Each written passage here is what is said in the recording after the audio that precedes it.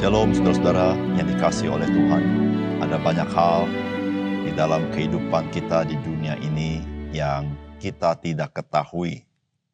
Bahkan saintis pun meskipun ada banyak hal yang mereka ketahui, namun tetap dunia ini sangat besar sehingga apa yang mereka ketahui belum sebanding dengan apa yang ada di alam semesta ini.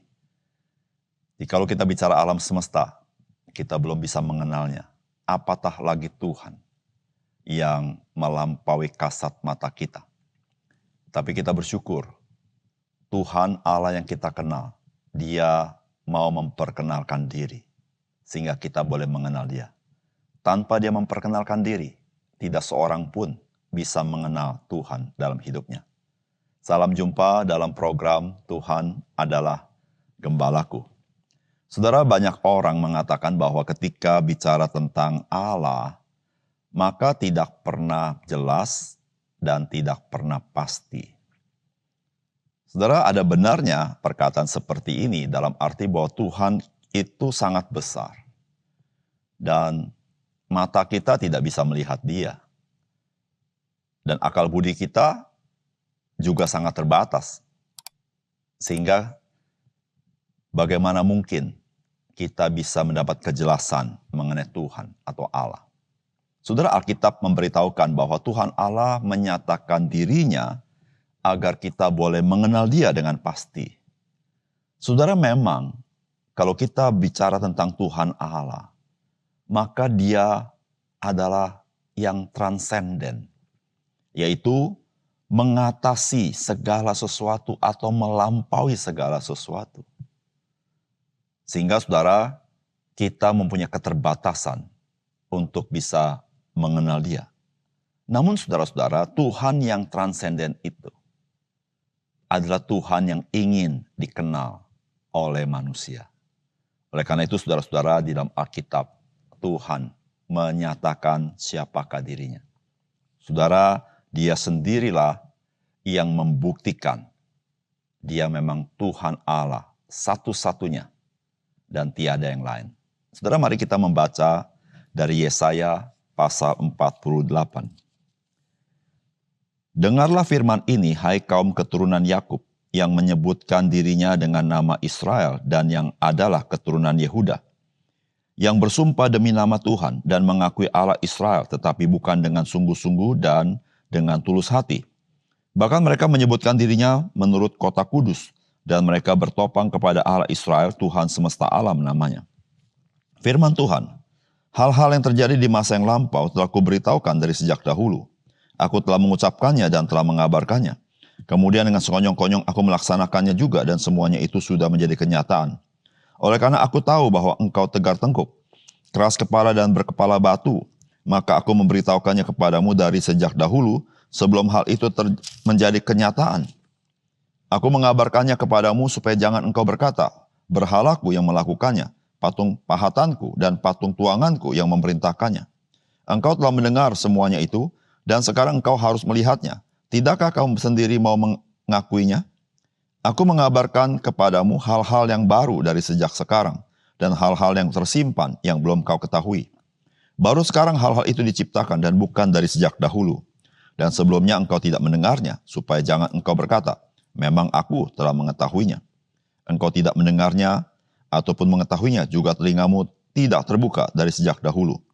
Tetapi aku mengetahui bahwa engkau berbuat khianat sekeji-kejinya, dan bahwa orang menyebutkan engkau pemberontak sejak dari kandungan. Oleh karena namaku aku menahan amarahku, dan oleh karena kemasyuranku aku mengasihani engkau, sehingga aku tidak melenyapkan engkau. Sesungguhnya aku telah memurnikan engkau, namun bukan seperti perak, tetapi aku telah menguji engkau dalam dapur kesengsaraan. Aku akan melakukannya oleh karena aku, ya oleh karena aku sendiri. Sebab masakan namaku akan dinajiskan, aku tidak akan memberikan kemuliaanku kepada yang lain. Dengarkanlah aku, hai Yakub, dan engkau Israel yang kupanggil. Akulah yang tetap sama, akulah yang terdahulu, akulah yang terkemudian. Tanganku juga meletakkan dasar bumi, dan tanganku membentangkan langit. Ketika aku menyebut namanya semua, bermunculan. Berhimpunlah kamu sekalian dan dengarlah, siapakah di antara mereka memberitahukan semuanya ini? dia yang dikasihi Tuhan akan melaksanakan kehendak Tuhan terhadap Babel dan menunjukkan kekuatan tangan Tuhan kepada orang Kasdim. Akulah mengatakannya, dan yang memanggil dia juga, akulah yang mendatangkan dia, dan segala usahanya akan berhasil. Mendekatlah kepadaku, dengarlah ini. Dari dahulu tidak pernah aku berkata dengan sembunyi, dan pada waktu hal itu terjadi aku ada di situ. Dan sekarang Tuhan Allah mengutus aku dengan rohnya. Beginilah firman Tuhan penebusmu, yang Maha Kudus Allah Israel. Akulah Tuhan Allahmu, yang mengajar engkau tentang apa yang memberi faedah, yang menuntun engkau di jalan yang harus kau tempuh. Sekiranya engkau memperhatikan perintah-perintahku, maka damai sejahteramu akan seperti sungai yang tidak pernah kering, dan kebahagiaanmu akan terus berlimpah-limpah seperti gelombang-gelombang laut yang tidak pernah berhenti. Maka keturunanmu akan seperti pasir, dan anak cucumu seperti kersik banyaknya. Nama mereka tidak akan dilenyapkan atau ditiadakan dari hadapanku. Keluarlah dari Babel, larilah dari Kasdim. Beritahukanlah dengan suara sorak-sorai dan kabarkanlah hal ini. Siarkanlah itu sampai ke ujung bumi. Katakanlah, Tuhan telah menebus Yakub hambanya. Mereka tidak menderita haus ketika ia memimpin mereka melalui tempat-tempat yang tandus. Ia mengeluarkan air dari gunung batu bagi mereka. Ia membelah gunung batu, maka memancarlah air. Tidak ada damai sejahtera bagi orang-orang fasik. Firman Tuhan. Saudara yang dikasihi oleh Tuhan, kita mengetahui dari Alkitab bahwa bangsa Israel adalah umat Tuhan yang Tuhan pilih. Saudara, sebagai umat Tuhan layaknya bangsa Israel menyembah Tuhan yang satu-satunya Allah mereka. Karena itulah yang Tuhan katakan di dalam kitab Ulangan, bukan? Dengarlah hai Israel, Tuhan itu Esa, Tuhan itu Allah kita. Tapi saudara-saudara, bangsa Israel yang dipilih Tuhan, mereka hidup di dalam mendua hati. Mereka satu sisi, mereka menyembah Tuhan Allah, tetapi mereka juga menyembah ilah-ilah yang lain. Saudara, dalam bagian firman Tuhan ini, Tuhan mengatakan, bangsa Israel adalah bangsa yang tegar tengkuk. Saudara, apakah bangsa Israel kurang mendapatkan pengenalan akan Tuhan melalui penyataan Tuhan? Tidak juga. Itulah bangsa yang tegar tengkuk. Saudara, bagaimana dengan kita? Saudara, kita sudah mengenal Tuhan yang menyatakan diri dalam Yesus Kristus. Apakah kita memiliki hati yang sungguh-sungguh menyembah Dia? Mengikut Dia dalam umur hidup kita, dan kita semakin hari boleh hidup untuk menyenangkan Tuhan. Saudara, apakah pesan firman Tuhan bagi kita hari ini? Saudara, yang pertama, Saudara, Tuhan telah memberitahukan terlebih dahulu segala sesuatu yang Ia hendak lakukan di masa depan. Dan secara khusus Tuhan memberitahukan akan kedatangan Mesias. Dengan sebuah tujuan, agar kita boleh mengenal Tuhan yang sesungguhnya, yang berbicara kepada kita. Saudara yang kasih dalam Tuhan, di dunia ini, saudara, ada begitu banyak suku bangsa. Di dunia ini ada begitu banyak bahasa. Dan saudara, di dunia ini ada begitu banyak keyakinan, termasuk agama. Dan saudara, ketika berbicara keyakinan atau agama, maka sangat terkait dengan apa yang disebut dengan Allah. Allah yang dimaksud adalah bisa dalam arti Allah yang menguasai alam semesta, tetapi juga Allah yang dimaksud bisa di dalam arti Allah yang menguasai bagian tertentu di dalam kehidupan manusia, yang dikenal sebagai dewa-dewa atau ilah-ilah yang dipercaya. Saudara yang kasih dalam Tuhan, pengakuan demi pengakuan kepada siapa manusia itu menyembah, saudara, itu banyak sekali, termasuk pada zaman Yesaya, saudara. Saudara, bagaimana umat Israel bisa mengenal Tuhan Allah yang sejati? Saudara yang kasih dalam Tuhan, dalam bagian firman Tuhan ini, Tuhan memberitahukan kepada bangsa Israel seperti ini. Firman Tuhan, hal-hal yang terjadi di masa yang lampau telah kuberitahukan dari sejak dahulu. Aku telah mengucapkannya dan telah mengabarkannya. Kemudian dengan sekonyong-konyong aku melaksanakannya juga, dan semuanya itu sudah menjadi kenyataan. Oleh karena aku tahu bahwa engkau tegar tengkuk, keras kepala dan berkepala batu, maka aku memberitahukannya kepadamu dari sejak dahulu. Sebelum hal itu menjadi kenyataan, aku mengabarkannya kepadamu supaya jangan engkau berkata, berhalaku melakukannya, patung pahatanku dan patung tuanganku yang memerintahkannya. Saudara, bagian firman Tuhan ini memberitahukan kepada kita bahwa manusia dapat saja mempelintir kenyataan-kenyataan yang ada. Oleh karena itu, saudara, Tuhan, dia memberitahukan terlebih dahulu di tempat tersembunyi akan apa yang terjadi. Dan ketika itu terjadi, maka manusia tidak bisa menghindar, harus mengakui bahwa itu adalah pekerjaan Tuhan. Dan Tuhan yang menyatakan itu Tuhan yang sejati. Bukan rekayasa hasil pemikiran manusia. Saudara yang kasih dalam Tuhan, manusia di dalam kehidupannya, saudara, dia mengintrospeksi atau dia retrospeksi ke belakang mengenai kehidupannya. Dan manusia itu memiliki daya nalar, memiliki daya kreatif, maka saudara, manusia bisa mengarahkan apa yang terjadi itu sesuai dengan kepercayaannya. Yang apa yang dia percaya sebagai ilahnya atau kepercayaannya. Dan dia berkata, ya itulah yang dikerjakan oleh siapa yang kupercaya. Saudara, Tuhan tahu. Begitulah sikap manusia. Oleh karena itu, saudara, kepada bangsa Israel, Tuhan kasih tahu dulu apa yang akan terjadi sebelum mereka ketahui. Dan Tuhan juga melaksanakan apa yang dia katakan.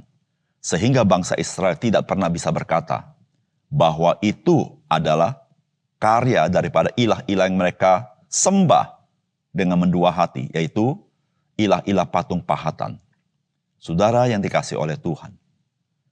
Saudara, hanya Alkitab yang memberitahukan bagaimana Allah menyatakan sesuatu di masa depan yang sifatnya ratusan tahun kemudian, yang sifatnya ribuan tahun ke depan. Dan Allah menggenapinya. Oleh karena itu, saudara, saya mau katakan tidak ada buku yang seperti Alkitab. Karena Alkitab itu adalah firman Allah.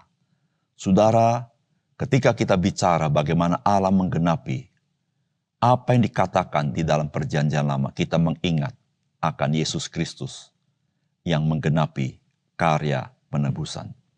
Saudara yang kasih dalam Tuhan, jikalau Allah tidak berbicara dalam perjanjian lama, jikalau Tuhan Yesus tidak mengatakan berulang-ulang bahwa dia akan menderita, dia akan mati di kayu salib, dan bangkit pada hari yang ketiga, maka saudara, kebiasaan manusia bisa mempelintir dengan mengatakan bahwa itulah jasa daripada Yudas Iskariot, itulah jasa daripada pemimpin agama Israel, itulah jasa daripada Pilatus, sehingga Yesus mati di atas kayu salib. Tetapi saudara-saudara, manusia tidak bisa mempelintir itu. Kenapa?